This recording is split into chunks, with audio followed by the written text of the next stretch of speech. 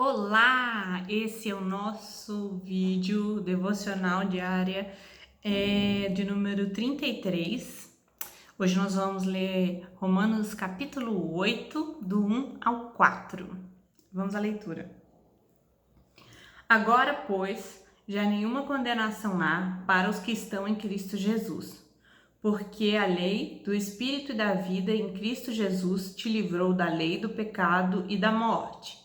Porquanto que fora impossível a lei do que estava enferma pela carne, isso fez Deus, enviando o seu próprio Filho em semelhança de carne pecaminosa, e no tocante ao pecado, e com efeito condenou Deus na carne o pecado, a fim de que o preceito da lei se cumprisse em nós, que não andamos segundo a carne, mas segundo o Espírito. Bom, esse capítulo 8 é um capítulo muito maravilhoso, porque Paulo vai começar a falar da vida no Espírito, né?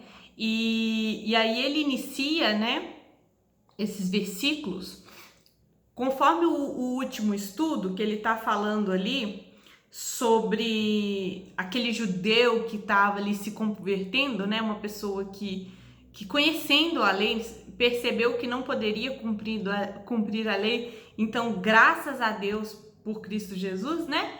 Que ele dá aquele grito: miserável homem que sou, quem me livrará do corpo dessa morte? Pois bem, agora Paulo ele inicia o capítulo 8 falando: agora pois.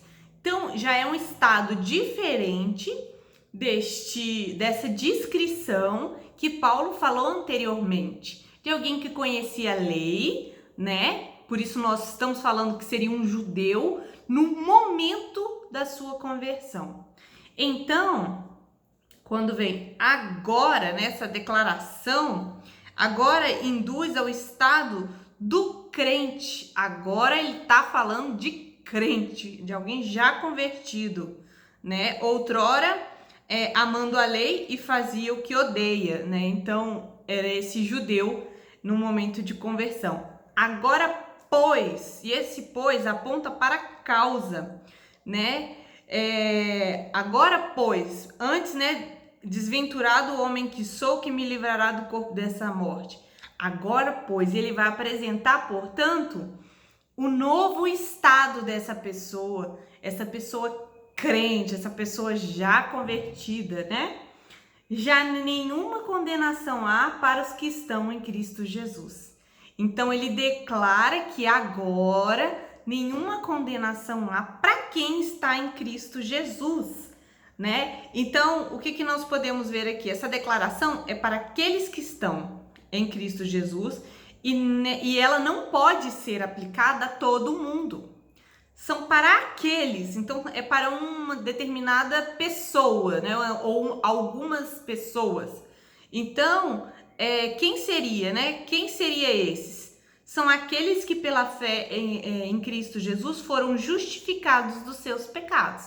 Então, é para estes a quem Paulo está falando. A condenação a que Paulo está falando é o justo juiz de Deus contra o pecado, né? Deus tem poder de punir o pecado, uma vez que o pagamento do pecado ela é a morte, né? Então, toda vez que Deus aplica a condenação, ele só está sendo justo, né? Para com essa pessoa. Esta condenação não existe mais para quem está em Cristo Jesus.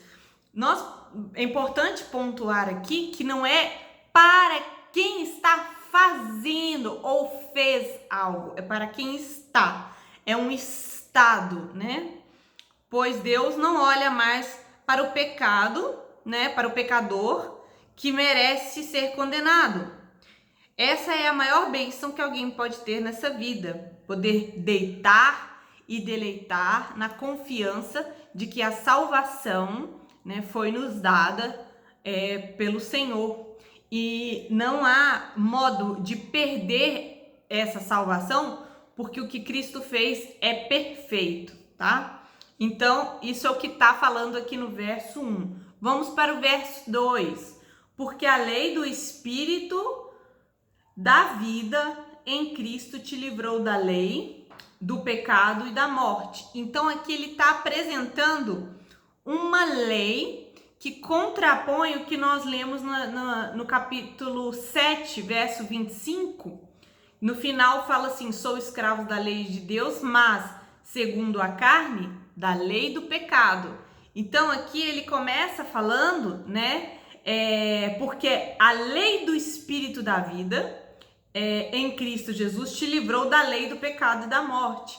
Então essa lei do pecado, né, que lá no final do capítulo 7, esse homem reconheceu que ele estava debaixo, né? Ele está sendo escravo da lei do pecado e da morte. Então agora Paulo vem mostrando, né, porque a lei do Espírito da vida em Cristo te livrou. Só existe dois estados. Ou você está debaixo da lei do pecado e da morte, e aí por meio de Cristo, essa pessoa passa a estar debaixo da lei do Espírito e da vida, né? Então Paulo já está vendo que está mostrando diferente a situação aqui. Livrou da lei do pecado e da morte. Essa lei, ela não está falando da lei de Moisés, ela está falando de um princípio, de uma norma, né? Quem quebra essa lei será condenado à morte espiritual, física e eterna, que é essa lei do pecado e da morte. A outra norma é que mediante a Cristo, a obra dele na cruz, aquele que nele crê, ele concede a lei, a vida, através da lei do Espírito e da vida. O Espírito Santo aplica sobre nós, né? O Espírito Santo aplica sobre nós o que Cristo fez na cruz, né? Sendo assim, Jesus nos livrou do nosso passado, né, de condenação, de escravidão, né, quando ele morreu ali há 2000 anos. Como eu disse, não é pelo fato dele ter morrido, né, todos estão salvos. Não, é todo aquele que nele crê. E aí Paulo está dizendo o seguinte, que não tem como uma pessoa crer, né, sem ter o Espírito Santo. Então, vou dar um exemplo no meu caso. Há 20 anos atrás, né, eu vi a Cristo. E eu não poderia ter vindo a Cristo se o Espírito Santo não me iluminasse a reconhecer o meu estado de morte. Se eu não tivesse chegado à mesma conclusão que aquele judeu que Paulo descrevia. Então, dado um momento da minha vida, eu falei: miserável pessoa que eu sou, quem vai me livrar dessa morte certa? Então, naquele dia o Espírito Santo aplicou sobre a minha vida a obra redentora. Então ali eu fui justificada, fui regenerada, né? E ali eu comecei a viver uma nova vida em Cristo. Nasci de novo e recebi essa nova vida. Não pelo que eu fiz, não pela minha decisão, né? Mas pelos méritos de Cristo na cruz, eu fui livre da condenação, né, que eu justamente merecia. Então, isso que está sendo dito no verso 2. Verso 3. Porque o que fora impossível à lei, no que estava enferma pela carne, isso fez Deus enviando o seu próprio Filho em semelhança de carne pecaminosa. E até aqui, eu vou explicar até aqui, de carne pecaminosa. O que ele está querendo dizer aqui? Que o Espírito da vida, né, ele pode nos livrar da lei do pecado? Sim, quando ele fala porquanto, né, porquanto, que é o início do verso 3, essa é uma frase compactada de Paulo, eu até dividi na releitura, né? Então, nós precisamos destrinchar, né? Descompactar essa frase de Paulo, porque há muito dentro dela, né? Então, o problema não é a lei. Então, primeira coisa aqui, ó. Porquanto o que fora impossível à lei, porque era impossível à lei livrar a pessoa dessa morte. Porque a lei estava enferma pela carne, a lei estava contaminada pela carne, ela estava enfraquecida. Nós aprendemos que a lei é boa, ela é boa em si, mas ela não tem poder de trazer à vida uma pessoa, né? Então ela é enfraquecida por causa da malignidade do pecado, né? Aí o que Deus fez para resolver isso, né? Deus enviou o seu próprio filho em semelhança de carne pecaminosa. Esse ponto também é importante explicarmos. Cristo era semelhante a nós, não era igual a nós. Em que ele não era igual a nós, né? Na carne, como humano, limitado, né? Com as necessidades terrenas, Cristo era igual a nós. Mas quanto à sua origem, ele não era pecaminoso como nós. E quanto à nossa vida pecaminosa, né, de atos pecaminosos, Cristo também não tinha. Então, não havia pecado algum em Cristo desde o seu nascimento. Então, ali, o primeiro Adão foi criado sem pecado. O segundo Adão, da mesma forma, veio à terra sem pecado e permaneceu assim. Então, Deus enviou seu filho, né? Em semelhança de carne pecaminosa, não igual, semelhante. E aí vem a segunda parte do verso 3. E no tocante ao pecado, e com efeito, condenou Deus. No que diz respeito ao pecado, qual era a relação de Cristo com o pecado, então? Já que ele não nasceu com pecado e nunca pecou, né? No tocante ao pecado e com efeito, o que Cristo, ele pecou? Não, ele sofreu os efeitos dos nossos pecados, né? Então, condenou Deus na carne, no corpo ali de Cristo, Deus condenou o meu e o seu pecado, né? A fim de que, aí a gente já vai entrar, né, no 4, mas deixa eu concluir o 3 aqui. Então, que fique claro, Cristo nasceu sem pecado, nunca pecou, e no que se refere, né, e no tocante ao pecado, como está escrito aqui, qual é a relação de Cristo com o pecado? O efeito do pecado daqueles que nele creu e que crerá nele, né? De todos os seus, ele pagou o preço na sua carne do pecado de outros, né? Daqueles que nele crê, dos seus. Então essa é a relação, né? Entre Cristo e o pecado. Então aí, ó, no verso 3, nós tiramos tantas coisas, né? A lei, ela não conseguia livrar o homem, né, da lei da morte e do pecado, né? Porque ela estava contaminada, enfermada, enfraquecida, né, pelo pecado.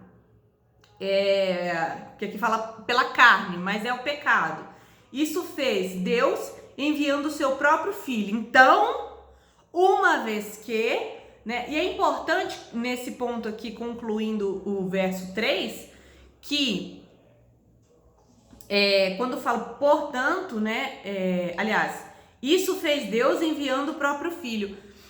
Então, Cristo sofre ali os efeitos do nosso pecado através da condenação, né, que Deus imputa sobre ele, que é justa para conosco, né? Então, ele coloca-se em nosso lugar.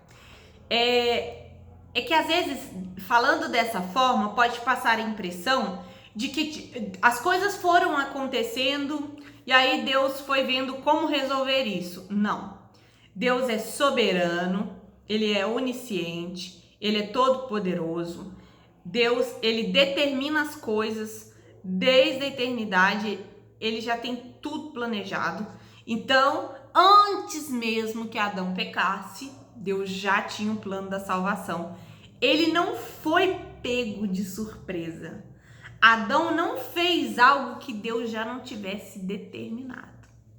Então, Adão é responsável, já que Deus determinou?